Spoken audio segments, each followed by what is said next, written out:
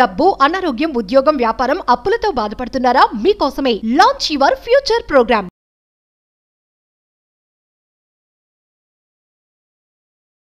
నమస్తే కళ్యాణ్ గారు. నమస్తే జయ గారు. కళ్యాణ్ గారు, అనురాధ అని ఒక ఆవిడ మనకి మెయిల్ చేశారండి. ఫ్యామిలీ ఇష్యూ అన్నమాట. కొంచెం వినటానికి కొత్తగా అనిపించింది. విషయం అయితే మన అందరికీ తెలిసిన విషయాలే, బట్ వాళ్ళ సమస్య అనేది కొంత కొత్తగా అనిపించింది.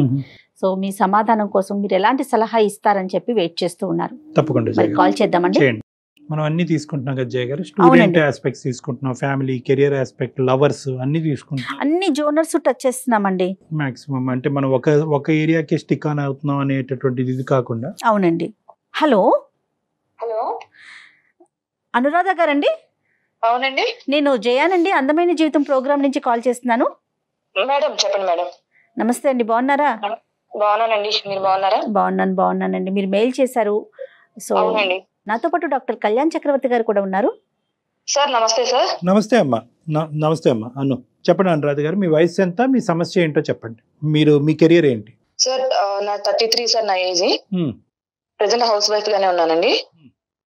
సో నా ప్రాబ్లం వచ్చేసి మా ఇంట్లో మా అత్త మామలకి 2 కొడుకులండి. ఓకే. సో పెద్ద ఆయన, వాళ్ళ వైఫ్, నేను, మా హస్బెండ్, మా వారు 2వ వారు. సో ఉండేవాళ్ళము. అయితే రీసెంట్ గా ఏం జరిగిందంటే మా మామయ్య గారికి కిడ్నీ ప్రాబ్లం వచ్చింది. కిడ్నీ ప్రాబ్లం రావటం వల్ల 2 కొడుకులను చెక్ చేస్తే మా బావగారిది మా మామయ్యకి సెట్ అయిపోయింది కిడ్నీ. అయితే ఇప్పుడు మా తోటికోడలు అనేది ఏంటంటే, ఆస్తి వచ్చేసి మొత్తం ఏదైతే ఉందో మాకు 2 ఎకరాల పొలము, 2 ఇల్లు ఇవన్నీ ఉన్నాయండి. మొత్తం ప్రాపర్టీ కలిపినా కూడా 8 crores మా వాల్యూ. సో మా బావగారి కిడ్నీ మా మామయ్య గారికి సెట్ అయింది కాబట్టి మా తోడుకోడలు ఏమంటున్నారంటే, మేము కిడ్నీ ఇస్తాము కానీ ఉన్న ఆస్తి మొత్తం మాకే ఇవ్వాలి, మాకే రావాలి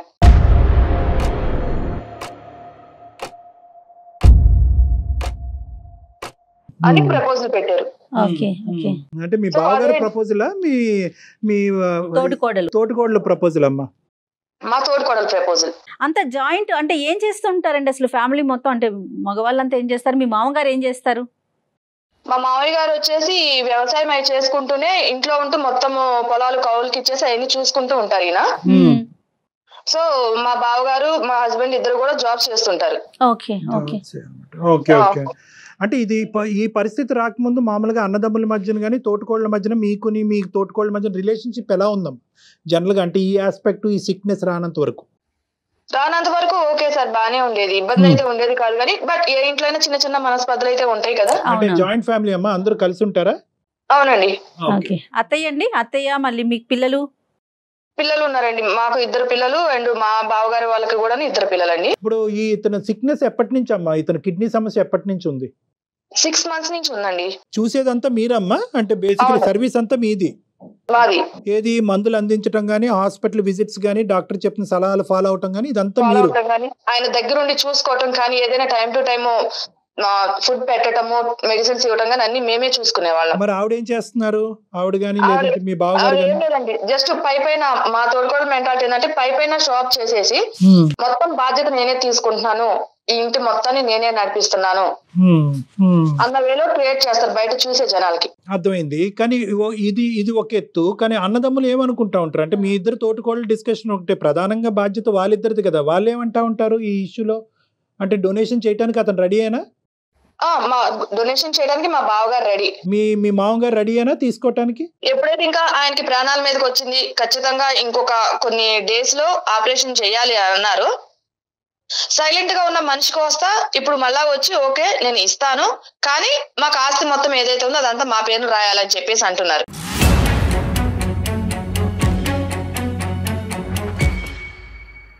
అంటే ఏంటి ఇప్పుడు అతని మాట, లేదంటే ఈవిడ నూరు పోసిందా? అంటే ఏమంటున్నారు మీరు? మీ కో సిస్టర్ ఏమన్నా ఉండిందా? అవును, మా కో సిస్టర్దే సార్. ఎందుకంటే మా బావగారు అంత ఇది లేదు, మొత్తం ఆమె గుప్పట్లోనే ఉన్న మనిషి. మా తోడుకోడలు ఏది చెప్తే అది చేస్తారు. రైట్. మరి చిన్న కొడుకు అన్యాయం అయిపోతున్నాడు అనే బేసిక్ ఫీలింగ్ రావట్లేదా వాళ్ళకి? హెల్త్ అనే దాంతో పోల్చుకున్నప్పుడు? లేదండి, మా అత్తగారు కూడా ఏం ఆలోచిస్తున్నారంటే, ఆమె ఒక లేడీగా మా మామగారు ప్రాణాపాయాల నుంచి బయటపడితే చాలా అన్న ఉద్దేశంలో ఆమె ఆలోచిస్తున్నారు.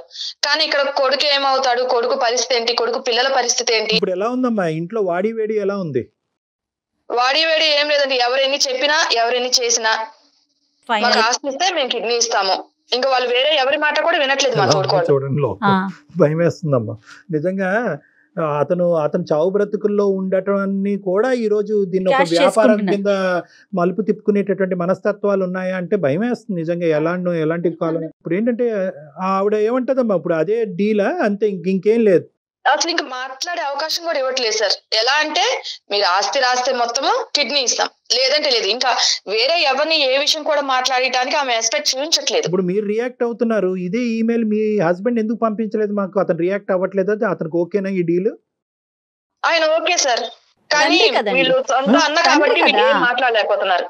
అటు అన్న అటు తండ్రి ప్రాణం కోసం కదా. అంటే కాదు అంటే ఇప్పుడు ఓకే తండ్రిని కాపాడుకోవాలి అనేటటువంటి ఆలోచన కరెక్టే, దానివల్ల మీ హస్బెండ్ మాట్లాడలేకపోతున్నారు అన్నది అర్థం అవుతుందమ్మా. కానీ రేపు పొద్దున ఏంటి ఇంత చిల్లర డీల్ చేస్తున్నారు ఏంటి వీళ్ళు అనేటటువంటిది అతను కోపంగా లేదా? బ్రదర్ని నిలదీయలేదా? ఏంటన్నయ్య ఇది తప్పు కదా అని అనలేదా? నిలదీయలేకపోతున్నారండి, ఎందుకంటే అన్నయ్య ఉన్న సిచ్యువేషన్ తెలుసు. ఇక్కడ ఏదైనా ఈయన ఎదురు తిరిగి అన్న కాదు అని అంటే రేపు అన్న పరిస్థితి ఏంటి? అన్నను కూడా పట్టించుకోదు, ఈమె ఆస్తి కోసం ఇది చేస్తుంది కాబట్టి రేపు అన్నను కూడా పట్టించుకోదు. అన్న మెతకతనాన్ని చూసి ఈయన కూడా ఏం మాట్లాడలేకపోతున్నారు. ఇప్పుడు ఇతను కిడ్నీ మ్యాచ్ అవ్వలేదా అమ్మా? లేదండి, మా హస్బెండ్ కిడ్నీ మ్యాచ్ అవ్వలేదు. మ్యాచ్ అవ్వలేదు. ఒకప్పుడు మ్యాచ్ అయ్యి ఉంటే కనుక ఇతను కూడా ముందుకు వచ్చి ఉండేవారు అవును, డొనేట్ చేయడానికి వితౌట్ ఎనీ అడిగారు. డీల్స్. మా హస్బెండ్ కూడా అడిగారు, సార్ ఒకసారి చూడండి, ఫస్ట్ అనేది కూడా మా హస్బెండే, నా కిడ్నీ అంటే మ్యాచ్ ఏదైనా చూడండి, మా నాన్నగారికి నేను ఇస్తాను అని చెప్పారు. కాదమ్మా ఈ రోజు మీరు మాకు ఈమెయిల్ పంపించడానికి ప్రధానమైన కారణం ఏంటమ్మా? ఆవిడ అంత బలంగా డీల్ క్లోజ్ చేసినప్పుడు మా దగ్గర నుంచి మీరు ఏమి ఎక్స్పెక్ట్ చేస్తున్నారు అనురాధ గారు? మా పిల్లల కోసం మా బావగారు వీళ్ళందరూ ఉన్నారు కాబట్టి ఎటు నుంచి ఏ సమస్య రాకుండా మీరు ఏదన్నా తగిన సలహా ఇస్తారు. ఆమె ఇంకెవరి మాట వినే సిచ్యువేషన్ లేదు. మేము ఎవరినైనా కూర్చోబెట్టి పెద్ద మనుషులు కూర్చోబెట్టి మాట్లాడాలన్నా కూడా వినే సిచ్యువేషన్ లేదు. పెద్ద మనుషుల మాట కూడా ఆవిడ వినట్లేదు. ఇప్పుడు ఎంత టైం ఉందమ్మా మనకి ఈ డిస్కషన్ కి? ఇప్పుడు ఇది ఇంపార్టెంట్ కదా, అతని ప్రాణం కంటే మించింది ఏదీ లేదు. అవును. ఎంత వయసు ఉండొచ్చమ్మా మీ మామగారికి? మా మామగారికి 69 ఉంటాయండి. 69 years. ఇప్పుడు ఎంత టైం ఉందని చెప్పారు డాక్టర్స్? అంటే ఎంత టైం లోపల మనం సర్జరీకి వెళ్ళాలి, ఐ మీన్ ట్రాన్స్ప్లాంటేషన్ కి వెళ్ళాలి? 1 week అండి. అబ్బో, అయ్యో. కాబట్టి ఆమె ఇంత గట్టిగా కూర్చున్నారు. అది థ్రెట్ ఇది లిటరల్లీ చెప్పాలి అంటే ఇది ఒక బ్లాక్ మెయిల్ థ్రెట్ అనుకోవచ్చు. బెదిరింపే. రెడ్ మీద టైం ఎక్కువ లేదు, తక్కువ టైమే ఉంది.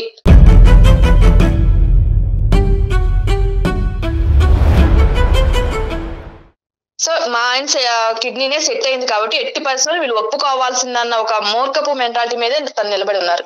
బట్ వర్స్ట్ కమ్ సినారియోలో ఏంటంటే పెద్ద ఆయన ప్రాణాలే కాపాడాలి, ఒక 1 week ఉంది అనేటటువంటి ఆలోచనతో తర్వాత సంగతి తర్వాత చూద్దాం అనే ఉద్దేశంతో మీరు ఆస్తిని వదులుకోవడానికి రెడీగానే ఉన్నారా? సో ఇక్కడ 2 ఉన్నాయి సార్. ఒక పక్క మామయ్య గారి పెద్ద మనిషి ఆయన ప్రాణం, రెండో పక్క 2 ఆడపిల్లలు, చిన్న పిల్లలు. ఎవరు? మీకు. నాకు. అది వాళ్ళ భవిష్యత్తు అనేది ఇక్కడ నిర్ణయిస్తున్నట్టుగా అవుతుంది, అంతే కదమ్మా? అవును అవును. రైట్. సో ఆ రెండిట్ల మధ్యన చిక్కుకుపోయారు మీరు ఇప్పుడు. అవును. కానీ మా వారిలో ఏదైనా గవర్నమెంట్ జాబ్ అయితే మనకి ఫ్యూచర్ హోప్స్ అనేది ఉండేది సార్. ఈయన చిన్న ప్రైవేట్ జాబ్, ఈయనకి వచ్చే జీతంతో 2 ఆడపిల్లల్ని చదివించి. బావగారండి ఒకటేంటంటేనమ్మా ఇది నేను ఒక డాక్టర్ లీగల్ ఇష్యూస్ మాట్లాడకూడదు, కానీ ఎన్ని ఒప్పందాలు జరిగినా కూడా పెద్దవాళ్ళ మధ్యన అతని కిడ్నీ గురించి ఇవ్వచ్చు, హార్ట్ గురించి ఇవ్వచ్చు, కానీ ఏంటంటే at the end of the day 2 కొడుకులకి ఈక్వల్ రైట్స్ ఉంటాయి. అవునండి. ఆ విధంగా ఇప్పుడు ఏంటంటే ఆ యాంగిల్లో మనం వెళ్ళకూడదు అనేటటువంటి ఉద్దేశంతో సానుకూలంగా సెటిల్ చేయాలనే ఉద్దేశంతో ఈ రోజు ఇలా మాట్లాడుకుంటాం. నిజంగా ఇది దాని వరకు వస్తే కనుక ఇద్దరికి సమాన హక్కులు ఉంటాయి. ఈవెన్ లీగల్ గా కూడా వెళ్ళొచ్చండి, అంత టైం ఉన్నట్లయితే. లీగల్ గా వెళ్ళొచ్చు, ఇప్పుడు వెళ్ళొచ్చు, రేపు పొద్దున ఆపరేషన్ అయిన తర్వాత కూడా వెళ్ళొచ్చు. కానీ ఏంటంటే ఆ పోరాటం ఎలా ఉంటుందంటే ఇంకా మొత్తం కుటుంబాన్ని అంతా విడదీయటం అవుతుంది. రెండో అంశం ఏంటంటే అది ఆ లీగల్ లెక్క చెల్లాలి అంటే కనుక కొన్ని సంవత్సరాలు పట్టొచ్చు. అలానే మామయ్య గారు అయితే ఎవరైతే ఉన్నారో ఆయన కూడా ప్రాణాలు ఇది ఉండాలి కదా. అదేలే.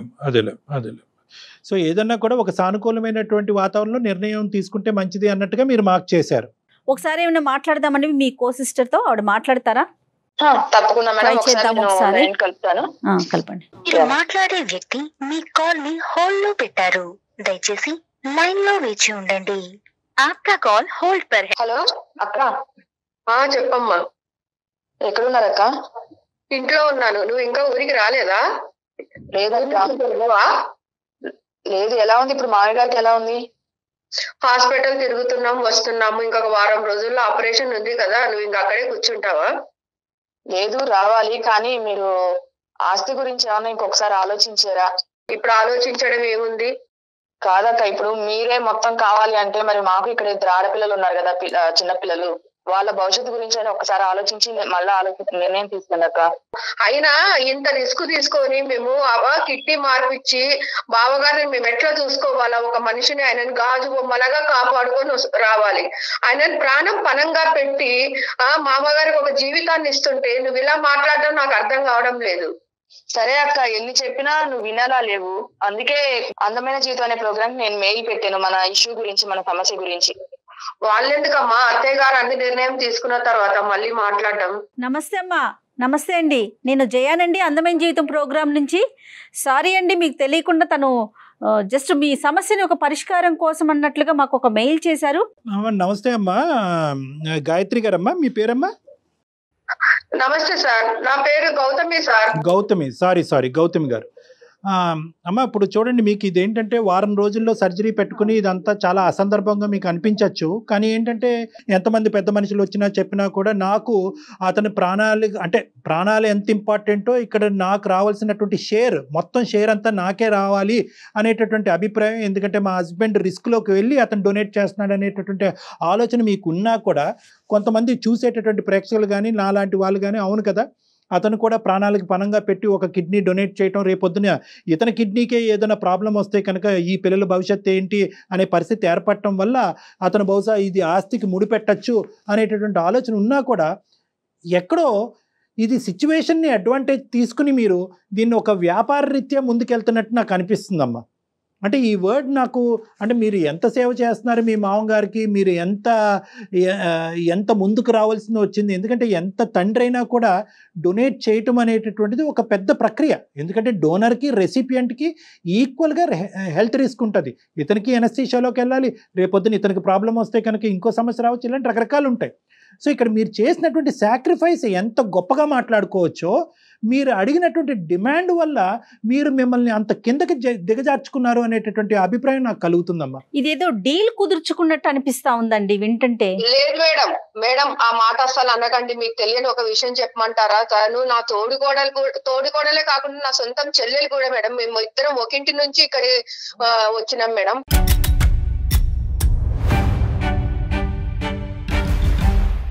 ఓన్ సిస్టర్స్ అండి మీ ఇద్దరు? అవునండి. మరి అనురాధ దగ్గర అసలు ఆ మాట అనలేదు మీరు? నేను అనకపోవడానికి ఇక్కడ ఒక రీజన్ ఉంది మేడం. తిను ఏదైతే ఆస్తి కోసం పోరాడుతుందో అంతకుముందు మా పుట్టింటి వాళ్ళతో కూడా మాకు రావాల్సిన డబ్బులు ఏదైతే ఉన్నాయో అవి కూడాను నేను పెద్ద కూతురుగా నేను బాధ్యత తీసుకున్నప్పుడు నువ్వు అన్ని కూడా తనకే ఇస్తారు, తనకే చేస్తారని ఈవెన్ మా తల్లిదండ్రుల మీద కూడా గొడవ పెట్టుకొని వచ్చిందండి.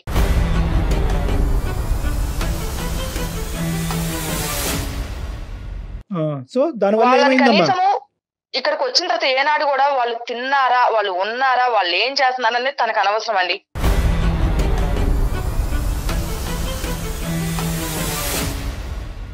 సార్ ఎనస్థీషియా ఇచ్చిన తర్వాత ఆయన ఒక పేషెంట్ లాగా అయిపోతాడు. ఇంకా ఎవరు సార్ మాకు చేసేవాళ్ళు? ఆయన ఒక కిడ్నీ ఇచ్చిన తర్వాత ఎంత ఆరోగ్య సమస్యలు. అమ్మా నిజ జీవితంలో ఏంటంటే పేషెంట్ అయ్యేదానికి అంటే ఎనస్థీషియా ఇవ్వటం వల్ల ఒక రిస్క్ తీసుకుంటారని మనం మాట అంటున్నామే గానీ రిస్క్ ఫ్యాక్టర్ అసలు ఎంత వరకు ఉంటుంది డాక్టర్ గారు? Medical risk factor 30% ఉండొచ్చమ్మా. ఎందుకంటే కనుక డోనర్కి ఎందుకంటే కనుక ఒకటి ఎనస్థీషియా అనేటటువంటి అంశం, రెండోది ఏంటంటే ఒక మేజర్ సర్జరీ అనేటటువంటి అంశం, మూడోది ఏంటంటే కనుక తండ్రికి కిడ్నీ డిసీజ్ ఉంది కాబట్టి కొడుకు కూడా కిడ్నీస్ ఇన్ఫెక్షన్ రావచ్చు అనేటటువంటి మూడో అంశం. నాలుగో అంశం ఏంటంటే 2 కిడ్నీలు ఉండేటటువంటి వ్యక్తి ఒక కిడ్నీ పోయినా సర్వైవ్ అవ్వచ్చేమో కానీ ఇప్పుడు పెద్ద ఆయన ఒక కిడ్నీ డొనేట్ చేస్తే కనుక ఇతను సింగిల్ కిడ్నీతో పోరాడాలి. సో ఇటువంటి రిస్క్ అయితే మాత్రం ఒక 30% ఉంది అని మనం చెప్పుకోవచ్చు. కానీ దాన్ని డొనేట్ చేయటం వల్ల ఆ రోజు నుంచే డొనేట్ చేసిన రోజు నుంచే ఇతను పేషెంట్ అయిపోతాడు కాబట్టి బెడ్ రిడెన్ అయిపోతాడు అంటానికి లేదు. అతనికి కంపెన్సేషన్ గా మొత్తం ఆస్తి అంతా నాకే ఇచ్చేయాలి అనేటటువంటిది అది దుశ్చర్య, అది కరెక్ట్ కాదు. అది నేను ఆవిడకి అర్థమయ్యేటటువంటి విధంగా చెప్తున్నాను. ఇక్కడ రిస్క్ ఉంది అనేటటువంటి అంశం మనం ఈ రోజు పరిగణలోకి తీసుకున్న గౌతమి గారు, ఇక్కడ ఏంటంటే రిస్క్ ఉంది కాబట్టి ఆ రిస్క్ కంపెన్సేషన్ గా ముందే మాకు కంపెన్సేషన్ ఇవ్వాలి కాబట్టి అని చెప్పి 30% ఉన్నటువంటి రిస్క్ కి ఈ 8 crores కి ముడిపెట్టేసి ఇదంతా ముందే తీసేసుకుందాం అనేది అనేది స్వార్థం. కాదు సార్, ఒక మాట 30% రిస్క్ ఉందని చెప్పినప్పుడు మరి అంత రిస్క్ తీసుకొని ఈమె పిల్లల్ని చూసి ఇవన్నీ చేసిన తర్వాత మేము ఇంత చేయాల్సిన అవసరం ఏముందండి? మా కిడ్నీ ఏమో పుణ్యానికి మా ఆయన కిడ్నీ దొబ్బేస్తారు.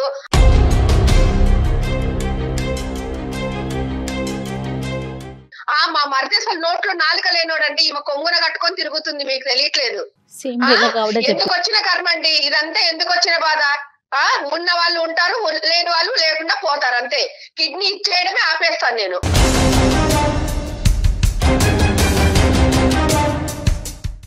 ఎందుకు వచ్చింది మాకు ఈ బాధ చెప్పండి? పెద్ద మనుషుల ముందు కూడా ఇట్లే మాట్లాడతారు. సరిపోద్దండి, బయటకేమో అన్ని చేస్తున్నాము, నేను చేస్తున్నాను, బయట జనాలకి నేనేదో కష్టపడుతున్నానని చూస్తారండి. ఇంట్లో పనులు చేసే వాళ్ళకి ఇవన్నీ కుదరదు కదండి. కాదండి, సొంత ఒక తల్లి కడుపును పుట్టిన మీ ఇద్దరు ఇట్లా పోట్లాడుకోవచ్చు ఒక చిన్న విషయానికి, అది డబ్బుల కోసమా? ఒక పక్కన పుట్టినీళ్ళు, ఒక పక్కన మెట్టినీళ్ళు. ఆల్రెడీ మీ ఇద్దరికి ఒక బంధం ఉంది, రక్త బంధం ఉంది. ఏం కళ్యాణ్ గారు? కాదమ్మా, బయట నుంచి వచ్చిన పిల్లలు కూడా కాదు. అసలు నాకేం మాట్లాడాలో కూడా అర్థం కావట్లేదు. ఉందనే జయ మేడం, నేను ఇన్నాళ్ళు అక్క కదా, నాకు తోబుట్టు కదా, ఇప్పుడు కాకపోయినా రేపైనా అర్థం చేసుకుంటుందిలే. కనీసం నా పిల్లలంటే అక్క అంటే ఆమెకి పిల్లలే కదా. నువ్వే అర్థం కావడం లేదు అన్ని విధాలుగా. ఇప్పుడు సరే అయిన తర్వాత అంత రామాయణం చేస్తున్నారు నువ్వే కదా ఇప్పుడు. ఇప్పుడు ఒకటమ్మా, ఇక్కడ బేసికలీ నాకు ఒక్కటి అర్థం కావట్లేదు, అసలు నోట్లో మాటలు కూడా రావట్లేదు. నాకేంటంటే ఎవరైనా ఒక బయట వ్యక్తికైనా ఒక కిడ్నీ ఇస్తామని చెప్పి ప్రామిస్ చేసిన తర్వాత వెనకడిగేయటానికి కూడా మనసు ఒప్పదు. ఎందుకంటే అది మానవతా దృక్పథం. ఇది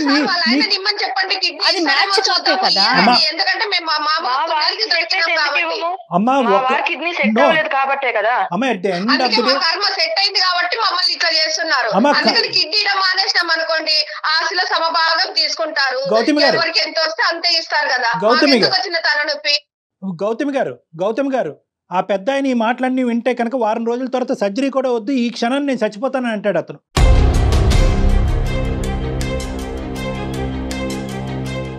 దయచేసి ఈ మాటలు ఇప్పటికైనా ఆపండి, కొద్ది కనువిప్పు రానివ్వండి, ఒక ఆలోచనతో మాట్లాడండి, ఒక మానవత్వం మాట్లాడండి ప్లీజ్. ఒక్క 2 నిమిషాలు వినండి. ఈరోజు అతను కిడ్నీ మ్యాచ్ అయ్యేటట్టు అయితే కనుక అతనే ముందుకు వచ్చి ఉండేవాడు. ఇక్కడ మ్యాచింగ్లు మిస్ మ్యాచింగ్లు అనేది కాదు, మనిషి ప్రాణం కదా.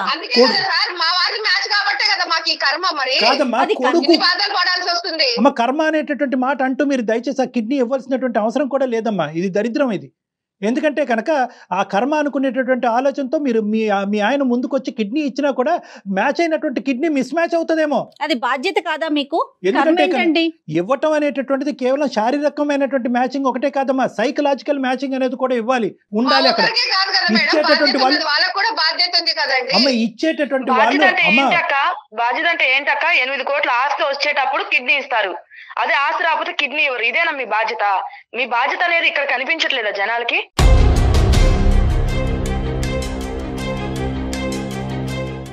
అందరికి తెలుసు, జనాలకు బాధ్యత తెలుసు అమ్మా. నీకు తెలియకనే ఇదైపోతున్నావు. మా బాధ్యత, మేము ఎన్ని బాధలు పడుతున్నావు అన్నది పొద్దున్న లేచినప్పటి నుంచి హాస్పిటల్లో ఉండాలి, ఇటు భర్తను చూసుకోవాలి, మా ఆయనకు నానా టెస్టులు చేస్తున్నారు, పిల్లల్ని చూసుకోవాలి, ఈమె పిల్లల్ని చూసుకోవాలి, ఎన్ని చూసుకోవాలి, అత్తగారికి సర్ది చెప్పాలి, ఆమె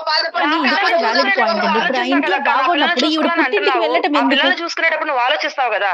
కాదమ్మా, పిల్లల గురించి ఆలోచన రావట్లేదు.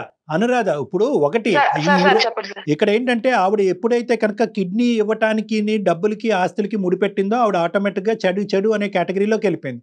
కానీ ఇక్కడ ఆవిడ చెప్పేటటువంటి ఒక వ్యాలిడ్ పాయింట్, మిమ్మల్ని అడగవలసినటువంటి ఒక ముఖ్యమైనటువంటి అంశం ఏంటంటే, ఇంట్లో ఇంత స్ట్రెస్ టెన్షన్ ఉన్నప్పుడు, ఆవిడ అంత కష్టపడుతున్నప్పుడు మీరు ఎందుకు ఆ బాధ్యతను పంచుకోవట్లేదు? పోనీ హాస్పిటల్ పరమైనటువంటి అంశాల్లో మీరు అది చేసుకోలేనప్పుడు అట్లీస్ట్ కుటుంబానికి సంబంధించినటువంటి బరువు బాధ్యతలు మీరు చేపట్టచ్చు కదా. ఏ రోజు వచ్చి వంట చేయదండి, ఏ రోజు వంటగదికి వచ్చి వంట చేయదు. ఆమె పిల్లలు కానీ కనీసం అని అంటే తెలుసా, పెద్దమ్మని నా దగ్గరికి పరిగెత్తుకుంటూ వస్తారు, ఏదైనా కావాలంటే వాళ్ళు నన్నే అడుగుతారండి. నిద్ర మంచం లేస్తే పిల్లలు నా దగ్గరికి వస్తారండి, నన్నే ప్రతి ఒక్కటి అడుగుతారండి. మీరు రెస్పాన్సిబిలిటీ వంట చేయనీకి పిల్లలు వస్తారంటుంది కదా. వంట చేయకపోవడానికి కారణాలు ఏంటంటే, కూరగాయలు కోసి ఇచ్చి మొత్తం సిద్ధంగా పెట్టాను నేను వండాలి, నేను వండే నలుగురు తినాలి, ఈ అమ్మాయి చేస్తుంది వంట చేస్తుంది అనిపించుకోవాలా. నా పిల్లలు పెద్దమ్మ అది ఇది అంటే మొత్తం బీరువా తాళాలు గాని, డబ్బు వ్యవహారాలు గాని అన్ని ఆమె నడపాలి.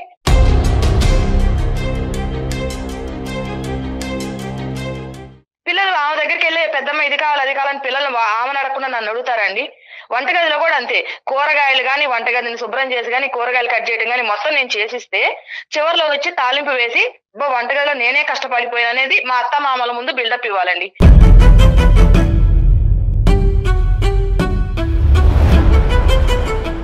అమ్మ అనురాధ గారు అండ్ గౌతమ్ గారు దయచేసి వినండి. మీ తోటకోడలు ఎంత దారుణంగా మాట్లాడుతుందో చూసారు కదా సార్ మీరు. ఇంత దారుణంగా మాట్లాడడం ఎక్కడైనా చూసారా? ఎవరు తక్కువ తెలియలేదమ్మా, ఎవరు తక్కువ తెలియలేదు. అనురాధ గారు గౌతమ్ గారు పెద్ద కోళ్ళు చిన్న కోళ్ళు అక్క చెల్లు ప్లస్ అక్క చెల్లు, ఇంతకంటే దరిద్రమైన ఇంకెక్కడ మేము చూడలేదమ్మా. సార్ ఈమెకన్నా ముందు నుంచి నేను చేస్తున్నానంటే ఇవన్నీ నేను ఒక గాడిని పెట్టుకొని వస్తే కదా సార్ అవుతున్నాయి పనులన్నీ. చెప్పండి అమ్మా, మీరు చెయ్యండి ఏమన్నా అవుతాయా చెప్పండి. మీరు అక్క చెల్లు అవుతేనే ఈ స్థాయిలో కొట్టుకుంటున్నారు. మీరు నిజంగా కూర్చున్నామా, అందంగా రెడీ అయినామా, ఏ ఫంక్షన్ లకు వెళ్ళాలన్నా ముందుండడము అంతే. వెనకాల మేమన్నీ చేపించి చెంది రెడీ చేసి పెట్టుకొని అన్ని చేస్తే పొద్దు నుంచి రాత్రి పడుకునేటప్పుడు వరకు ఎన్ని చెయ్యాలంటే అన్ని చేస్తున్నాము. అమ్మా ఒక్క నిమిషం అమ్మా, గౌతమ్ గారు వింటారా?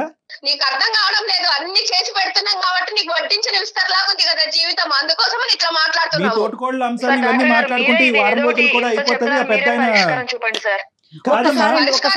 ఏమీ లేదు, మాకు కావాల్సింది మాకు చేస్తేనే కిడ్నీ ఇస్తాము, లేకుంటే మాకెందుకు నోరు మూసుకొని గమ్మున కూర్చుంటాము.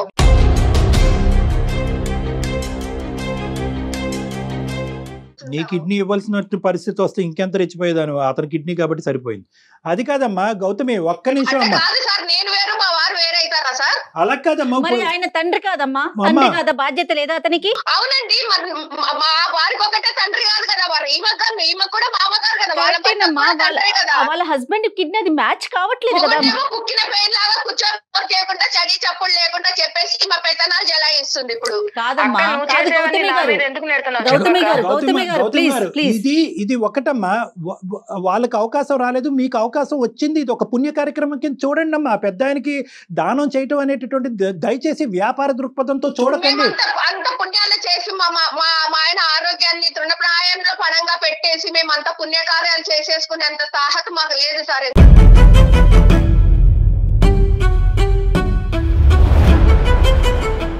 డబ్బులు ఇస్తే కనుక ప్రాణాలు పణంగా పెట్టేస్తారు, అంతే కదా మీరు చెప్పేది?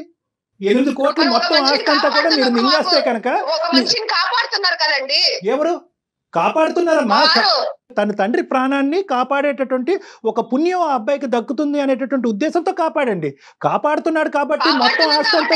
ఇంకా అంతకు మించి గౌరవం మాకు ఇవ్వాలా? ఇంకా మమ్మల్ని అదేమో అంటారు చూసినారు, మమ్మల్ని నెత్తిన పెట్టుకొని పూజించుకోవాలా వాళ్ళు? అమ్మ ఖచ్చితంగా జరుగుతుందమ్మా, ఖచ్చితంగా జరుగుతుందమ్మా. నెత్తిన పెట్టుకుని పూజించడం అనేది జరుగుతుందా, ఏం జరుగుతుందా అన్న తర్వాత చూద్దాం. కానీ ఈ రోజు ఎప్పుడైతే కనుక మీరు కిడ్నీ ఇస్తున్నాం కాబట్టి మొత్తం ఆస్తి అంతా మాకివ్వండి అనేటటువంటి మాట పొక్కి రేపొద్దున బయటకు వెళ్తుందో మీకు ఉన్న పరువు కూడా పోతుందమ్మా. మీ పిల్లలు కూడా రేపొద్దున మిమ్మల్ని గౌరవించరు. ఏంటమ్మా మీరేనా వ్యాపారం చేశారు తాతయ్య కిడ్నీతో అనేటటువంటి మాట మీరు మీ పిల్లల్ని అడిగేటటువంటి పరిస్థితి వస్తే కనుక భరించలేరమ్మా.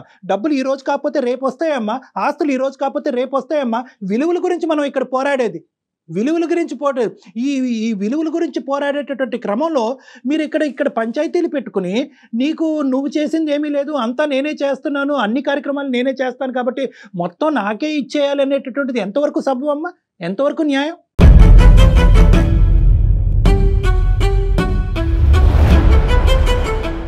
అతను పోతే పోయాడు, మేము కిడ్నీ మాత్రం ఇవ్వము, ఆస్తి వస్తే కనుక అతను బతికించుకుంటా, లేదంటే అతను చచ్చిపోవటానికైనా అతను కొరువు పెట్టడానికైనా మీరు రెడీ అనేటటువంటి పదాలు మీరు వాడుతుంటే మానవత్వం ఏ దిక్కుతోచని పరిస్థితికి పోతుంది అనేది భయం వేస్తుందమ్మా.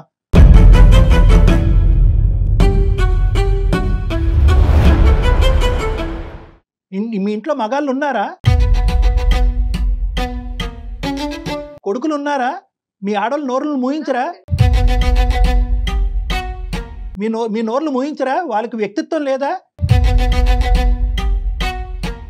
అన్నదమ్ములు ఇద్దరు కలిసి కట్టుకు వచ్చి తండ్రి ప్రాణాలను కాపాడాలని ముందు చూపుతో ముందుకెళ్ళి మీ ఆడవాళ్ళని మీ నోట్లకి టేపులు వేస్తే కనుక మేము ఈ దరిద్రం వినవలసినటువంటి అవసరం కూడా మాకు లేదు. మీకు అసలు ఏమన్నా బుర్రలు పనిచేస్తున్నాయమ్మా? మీ ఇద్దరు పంచాయతీలు మేము వింటూ కూర్చుంటే కనుక వారం రోజులు అయిపోతుంది, ఆ పెద్ద ప్రాణాలు గాలిలో కూడా కలిసిపోవచ్చు, మాకు తెలీదు. ఒక్కటే చెప్తున్నానమ్మా, ఈ రోజు మీ ఇద్దరు ఎదుర్కొంటూ ఉండే తక్షణ కర్తవ్యం ఒకే ఒక అంశం, ఈ సర్జరీ సాఫీగా ముందుకెళ్ళనివ్వండి. డొనేషన్ అనేటటువంటిది ఒక మానసిక పరమైనటువంటి అంశం. ఇద్దరు డోనర్ అండ్ రెసిపియంట్ అందరూ హ్యాపీగా ఉండాలి. ఒక వేదంతోనో ఒక భయంతోనో ఒక బ్లాక్మెయిల్తోనో ముందుకెళ్లేటటువంటి అంశం కాదు ఇది. ఎవరికి మంచి జరగదు. చేసేటటువంటి ట్రాన్స్ప్లాంట్ కూడా దిక్కుతోచినటువంటి పరిస్థితికి పోయి రిజెక్షన్ జరగచ్చు ఈ మానసిక ఒత్తిడి ఉంటే కనుక. Matching should be both physiological as well as mental.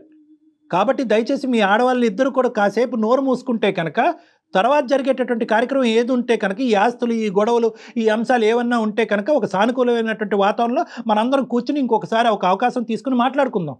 మీ అభిప్రాయానికి అయితే నేను ఏకీభవిస్తాను డాక్టర్ గారు. నేను ఆలోచించుకొని చెప్తానండి. ఏం ఆలోచిస్తావు మా చెప్పు, నాకు తెలియక అడుగుతాను. ఏం ఆలోచిస్తావు తల్లి నువ్వు?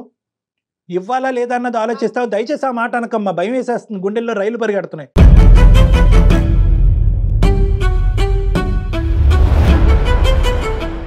ఇవ్వాలా లేదా అన్నది ఆలోచిస్తావా?